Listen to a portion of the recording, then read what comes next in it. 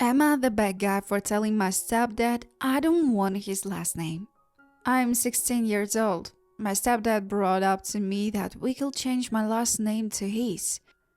If I wanted to have the family name instead of being the odd one out in the house. He also told me he would love to share his name with me, and I might not be his daughter by blood, but he always considered me his daughter. I told him I didn't want to change my last name, but thanks for the offer.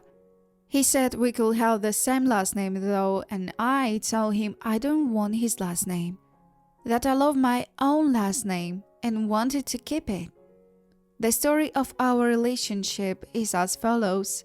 My parents were divorced by the time I was 1 and my older sister was 8. My mom met and married my stepdad within 18 months. She and my dad shared custody of my sister and me. My stepdad came into the marriage with no children and had 3 boys with my mom, no girls. My sister was older and never saw him as more than mom's husband. He did try, but I think he realized early on that she had decided what they were and never pushed. He was more invested in trying to become a second dad to me. There were many times he was me uncomfortable, and I was old enough to realize what was going on, from the age of 5 pretty much. My dad died 4 years ago. The last year of his life he spiraled after my grandparents. His parents died in a car crash, and then my uncle died overseas within a week of each other. He turned to drug and he died within a year. My sister and I were devastated. We both abhorred our dad and our parental family, and we lost all of them within a year of each other. My sister got married last year and asked me to walk her down the aisle and dance with her. He also felt slight that he was just listed as mom's husband and not a parent in the digital book thing she supplied everyone with. I think all of this had led to the moment. He and mom both expected my sister and I to see our dad way differently after he turned to drugs, and especially when he died because of them. But he was still my dad, and regardless of that last year, he's our only dad and was a great dad to us in the year before that, and I believe he still loved us both. My stepdad didn't like how I turned down his offer. He told my mom about the offer and what I said. Both of them sat me down and said I was too dismissive of his feelings and that I should have given it some more consideration. He told me he's here and he loves me and he wants to feel like he won't be pushed aside for the rest of his life by me. My mom said I might love my dad, but the way he turned out that last year, I should see that he wasn't perfect and be more willing to meet my stepdad for a more enriching relationship. So, I'm not the bad guy about it. And also yes, I'm in a therapy. My mother keeps inviting my ex-husband to stay with us for holidays.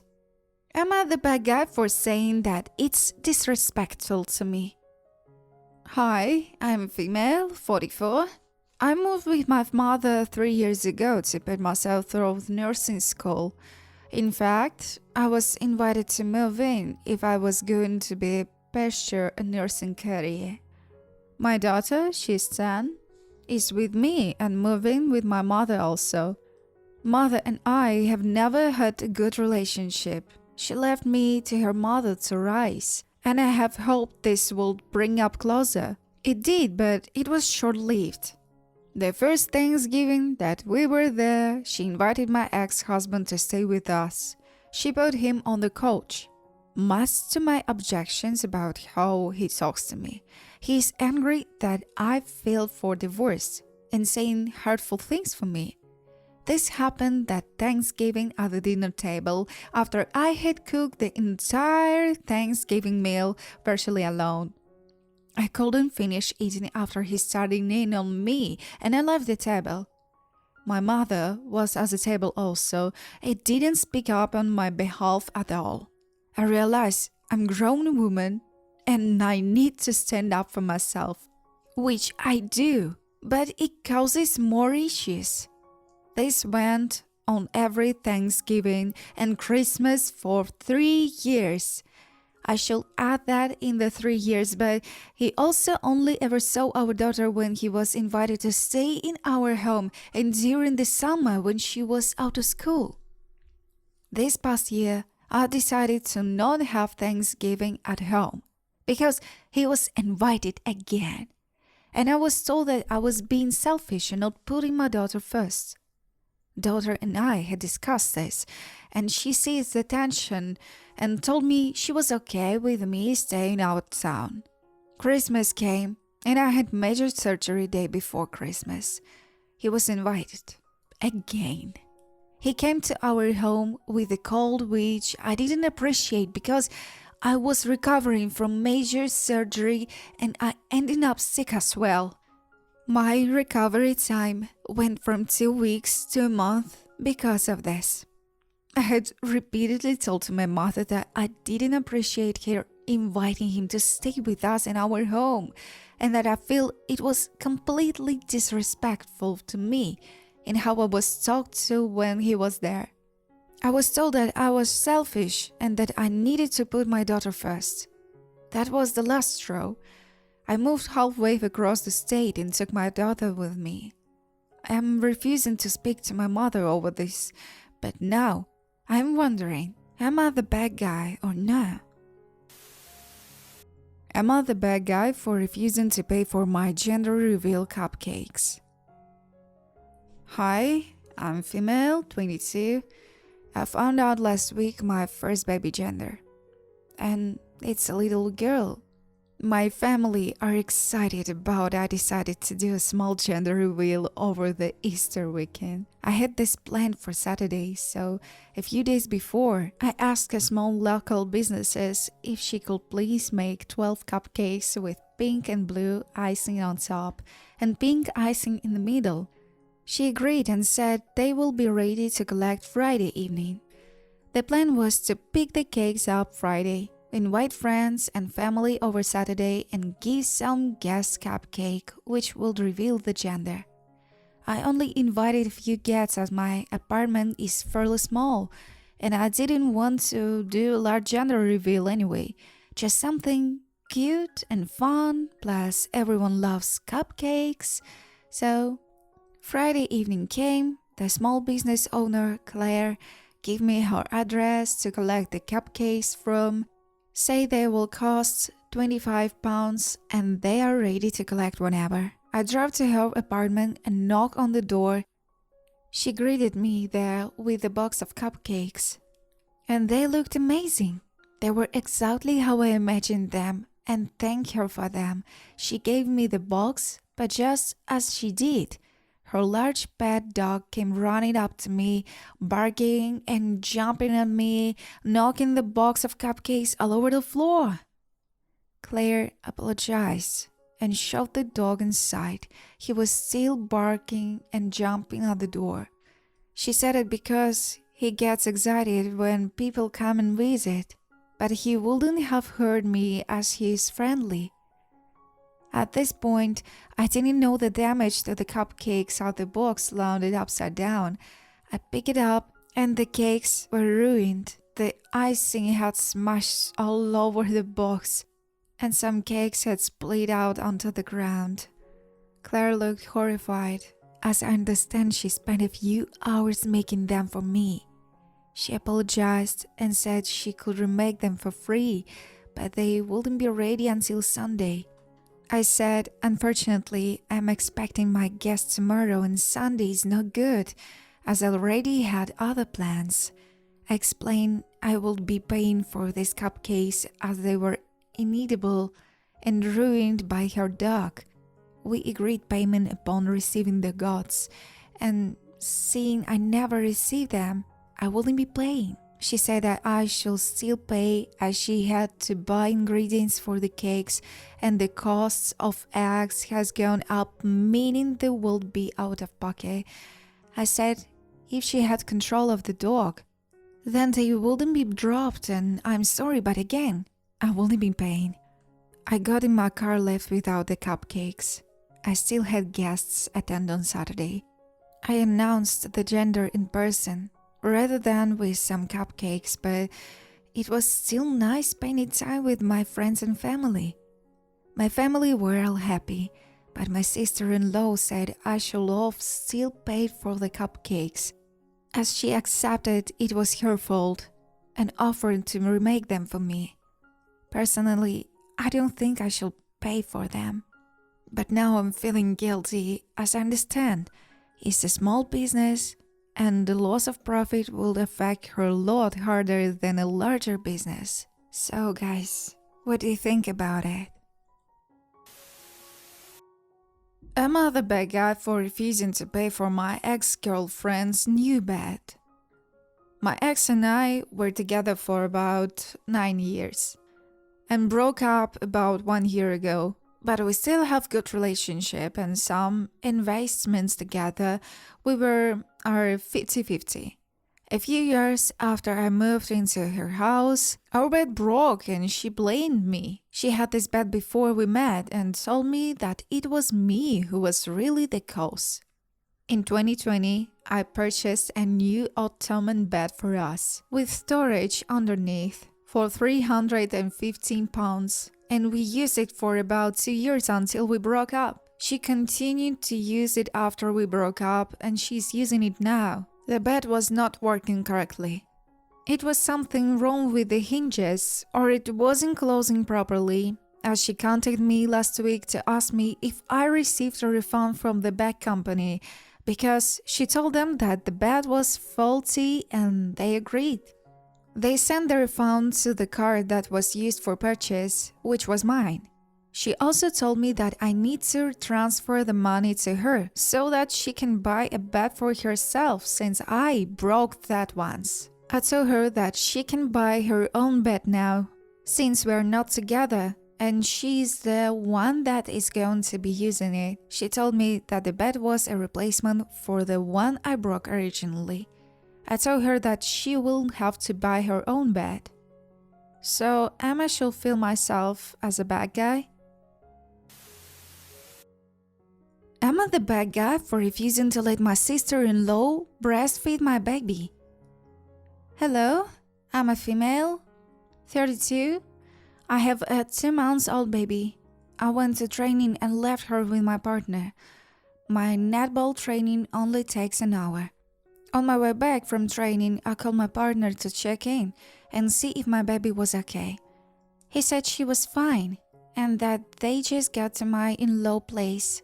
Then said, if baby cries, I can just get my sister to breastfeed her, which I said no, because I wasn't comfortable with that, and I told him that's my bond with my baby. He asked why not, and I just told him no. He then turned to his sister and said, oh, she said you can't while I was still on the phone. Apparently, it's normal in their culture, and I said that's fine, but not for me. It's not okay, it's no. I had to go over there, which then ended up being awkward because they both just assumed and decided between themselves that she could breastfeed my baby, and then acted like I was being a bad guy for not letting her. I don't know if I'm overreacting, but that's just how I felt. And I thought it was my right. So guys, what do you think about it? Am I the bad guy? Am I the bad guy for having a dry wedding and serving only water for drinks? Okay, so basically my husband and I getting married later this year. Each of our sides of the family are fairly big. It will be around 100 and 115 people total. My husband and I are paying for this all ourselves, as well as my grandma, who said she doesn't care one way or the other on this issue. She just loves waiting. We have a lot of kids in our family, so we decided against making it child-free because we did decide to make it dry. So there will be no alcohol of any kind at our wedding. Honestly, this doesn't have anything to do with their kids, but due to the fact that my fiancé and I don't drink. Nothing against people who do, it's just not for us and we don't want to. On top of that, we only really drink water. We rarely, if ever, drink sodas, so most of the time it's only water with the occasional juice and milk. We don't even drink a coffee. So obviously the food, which is a part my grandma is not paying for, is going to be expensive for that many people. We are having our wedding catered, so everyone will have a good choice of food, but to drink, only water will be provided. We didn't want to have to pay for alcohol or soda. It's just a large added expense when we can just do filtered water for a much cheapest cost. Well, when family and friends found out Bean got angry. Some didn't really care, but some are really upset about it, saying that I can just have an open bar so I don't have to pay for drinks. We could, but still have to pay for the bartender, and we just really don't want to bother with alcohol there. Or we should at least have soda, because how can we expect everyone to drink only water? The kids will be upset. The wedding will be boring. That this is not how wedding works, and etc. So, I'm not the bad guy about it. I didn't think this will be a problem. It's only water. I mean, don't most people drink water every day anyway? Should we pay the extra to have soda to make the family happy? I'm not the bad guy for refusing to take my girlfriend to nice places because she eats like a kid. My girlfriend is an incredibly picky eater. Like I said in my title, she eats like she's 10 years old. In fact, I'll give you a short list of things she refused to eat. Unflavored water, fish, including fried shrimps, anything with bones, cheese, only then sharp cheddar, spinach, onions, garlic, pasta without red sauce, eggs, spicy food, aioli, ketchup, potatoes, other than French fries, pastries with fruit, citrus, sausage, or any non-American food. This compares to me, someone who grew up in a multiple different regions of USA and lived in abroad for a few years, so I'm a bit more adventurous when it comes to food. Whenever me and my girlfriend go out somewhere nice, she ends up getting the same meals, usually either a burger or chicken tenders and fries. We could be going to an authentic Neapolis restaurant and she will get the French fries with white rice. For me, it's kind of embarrassing to go to the restaurant where there is a dress code and for her to order chicken tenders and fries. It especially bothers me that since I typically pay, I ended up paying $15 for chicken tenders that I could get from the freezer section at Walmart for $5. Recently, in our area, a very nice dinner place opened up and my girlfriend has been dying to go. I took a look at the place and the menu and saw that it looks nice, but the food was kind of pricey. She said she was probably gonna get chicken tenders as per usual. Asked her what the point of going then if I can toss some tenders in the air fryer for her and not spend a ridiculous amount of money on it. She asked why I had an attitude about this. And I told her that I thought it was a waste of time and money to go to a nice place to get little kid food. She interpreted this as me calling her little kid. I clarified that I wasn't calling her a child. However, it's kind of childish for her to eat the way she does. I also said that if she gonna order food we can make at home, there is no AB point in us going anywhere. This led to an argument about me thinking I'm better than her. So, am I the bad guy?